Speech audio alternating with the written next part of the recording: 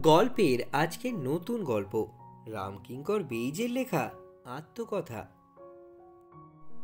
রামকিঙ্কর বেইজ 1906 সালে তিনি জন্মগ্রহণ করেন। প্রখ্যাত ভাস্কর এবং চিত্রশিল্পী ছিলেন। ছোটবেলা থেকেই ছিলেন ছবি আঁকায় পারদর্শী।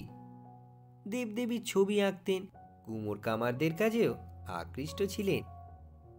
পুতুল গড়া, থিয়েটারে সিন তৈরি, ছবি আঁকা ইত্যাদি কাজে যুক্ত ছিলেন।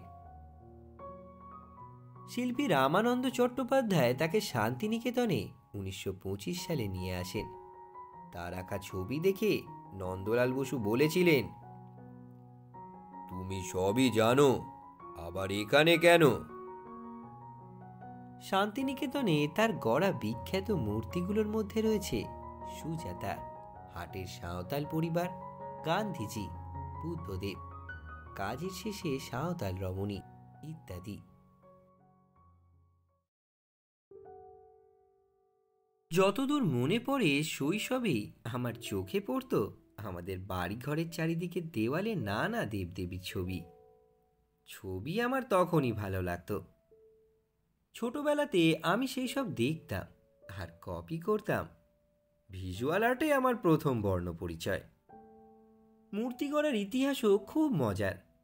আমাদের বাড়ির সামনের রাস্তাটা লাল মোরামে ঢাকা ছিল। একদিন হঠাৎ বৃষ্টির পরে দেখি মোরাম ধুয়ে নীল রঙের মাটি বেরিয়ে পড়েছে। চোখে পড়া মাত্র সেই মাটি খাপলে তুলে নিয়ে নানা রকম পুতুল তৈরিও করতে লাগলাম। এখানে বলে রাখা ভালো যে আমার প্রথম শিল্পের স্কুল বাড়ির পাশের কুমোরপাড়া। ছেলেবেলা থেকে অনেকক্ষণ ধরে কুমোরদের মূর্তি করা ও অন্যান্য কাজ দেখার বেশ অভ্যাস ছিল। সুযোগ পেলেই মাটিতে হাত লাগিয়ে ছানাছানি করতাম। বাবার আর্থিক অবস্থা ভালো না থাকায় আমার অঙ্কন গুণটির জন্য স্কুলে আমি অবৈতনিক ছাত্র হিসাবে পড়াশোনার সুযোগ পেয়ে এসেছি। স্কুলের দেওয়ালে আঁকা ছবি ঝোলানো আর পত্রিকায় ছবি দেওয়া আমার প্রতি মাসের কাজ ছিল।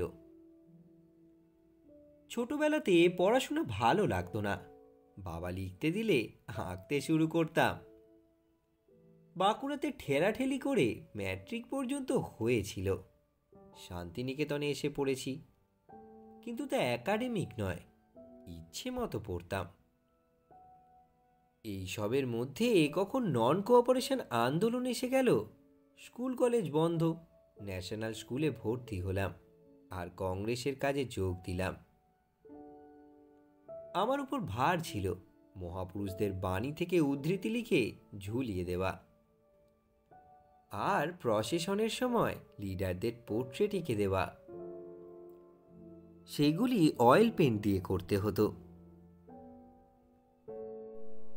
এই সময় শ্রদ্ধেয় রামানন্দ চট্টোপাধ্যায় মহাশয় বাঁকুড়ায় আসেন এবং তার সঙ্গে পরিচয় হয়।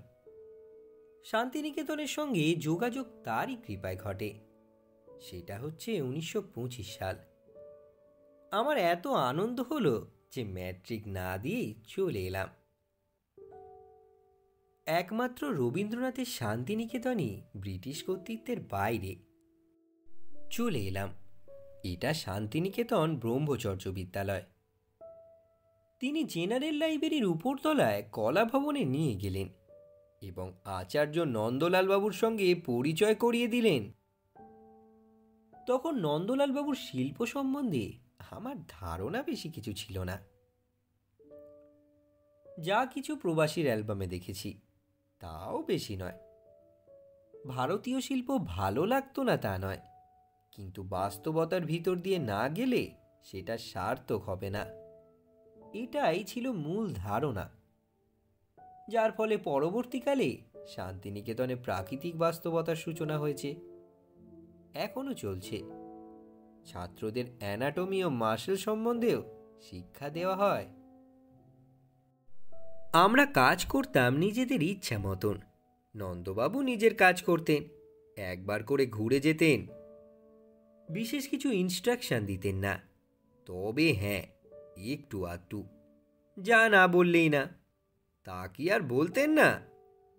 কিন্তু নিজে ইম্পোজ করতেন না, পূর্ণ স্বাধীনতা দিয়েছিলেন। অয়েল পেন্টিং তখন শান্তিনিকেতনে কেউ করতেন না, আমি প্রথম শুরু করি। দোকানে গিয়ে বললাম, অয়েল পেন্টিং করব, কী রং আছে, কিভাবে করতে হয় দেখান দেখি। তা দোকানদার দেখালো, এই তুলি, এই টিউবে রং, আর এই পাত্রে তেল আছে, একবার ডুবিয়ে নিয়ে রং করুন। ব্যাস, অয়েল পেন্টিং শেখা হয়ে গেল। ভালো কাজ করেছিলাম অয়েলে, যতদূর মনে হচ্ছে girl and the dog. Nandalal বাবু কিন্তু একটু অসন্তুষ্ট হয়েছিলেন অয়েলে করেছিলাম বলে, তবে বাধাও দেননি।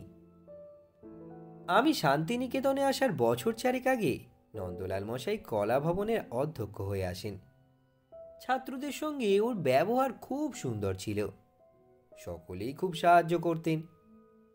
তবে তিনি তো ওরিয়েন্টাল আর্টের প্রবর্তক, ওয়েস্টার্ন আর্টের প্রচলন তখনও হয়নি, উনি পছন্দও করতেন না। আচার্যদেবের সঙ্গে দেখা হলো। দেখলেন বলিষ্ঠ চেহারার মানুষ, গায়ে সিল্কের পাঞ্জাবি, পরনে ধুতি। আমার ছবি দেখতে চাইলেন, দেখালাম। বললেন, তুমি সবই জানো, আবার এখানে কেন? একটু ভেবে বললেন, আচ্ছা, 2-3 বছর থাকো। সেই 2-3 বছর আমার এখনো শেষ হলো না। তার বিচিত্র অবদানের ভিতর দেখেছি শিল্পস্রোত, নানাভাবে নানা রূপে এসেছে তীব্রভাবে, কিন্তু কখনো স্বাদবিহীন নয়। অত বড় একজন শিল্পীর কাছে শিক্ষা লাভ করেছি, আমার সৌভাগ্য। শিল্পী হিসাবে যেমন মর্যাদাবান, শিক্ষক হিসাবেও তেমনই। এত বড় পেইন্টার, এত নিখুঁত স্ট্রোক, প্রায় সমস্ত ছবিরই বিষয় বা ব্যাকগ্রাউন্ড খুবই সাদামাটা। সাধারণ চরিত্র, কমন ল্যান্ডস্কেপ, একেবারে গ্রামের কমপ্লিট ক্যারেক্টার নিয়ে ওর ছবি। এই সাদামাটা সুরটাই আমাকে ভীষণভাবে টানে। আমার ছবি বা মূর্তির অধিকাংশ ক্যারেক্টারই যে খুব সাধারণ, তা অনেকটা নন্দলাল বাবুর পরোক্ষ প্রভাবে